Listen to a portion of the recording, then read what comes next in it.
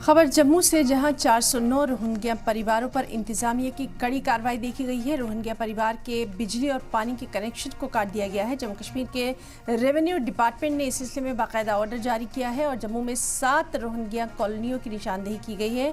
सुंजवा में 2, नरवाल बाला में 5 कॉलोनियों की निशानदेही की गई है।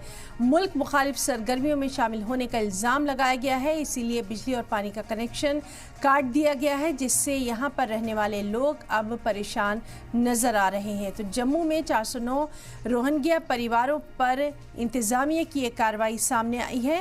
रोहिंग्या परिवार के काटे गए हैं बिजली और पानी के कनेक्शन। जम्मू कश्मीर के रेवेन्यू डिपार्टमेंट ने इस सिलसिले में बाकायदा ऑर्डर जारी किया है। सुंजवा में 2, नरवाल बाला में 5 कॉलोनियों की निशानदेही की गई है। मुल्क मुखालिफ सरगर्मियों में शामिल होने का इल्ज़ाम लगाया गया है। हम लोग इससे हमारा ये गुजारी यही हो रहा है कि हम लोग जो मेहनत मजदूरी करके चलता हूँ, खुदाई का काम करके दिहाड़ी मजदूरी करके हम लोग को इतना राशन ना कुछ ना मिलता है।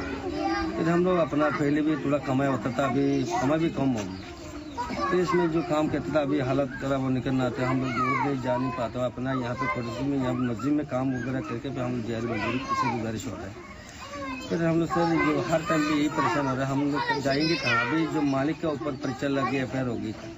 अभी मालिक बोलने लगे महीने तक जगह खाली कीजिए। फिर हम लोग जाएंगे कहाँ? जाने का कोई रास्ता नहीं। अभी बिजली पानी भी काट दिया। अब बिजली पानी काट दिया तो बहुत मुश्किल से बिजली के लिए हम लोग बहुत मतलब 2 साल तक परेशान हो गए। तकरीबन 2022 तक बिजली के लिए परेशान हो गए।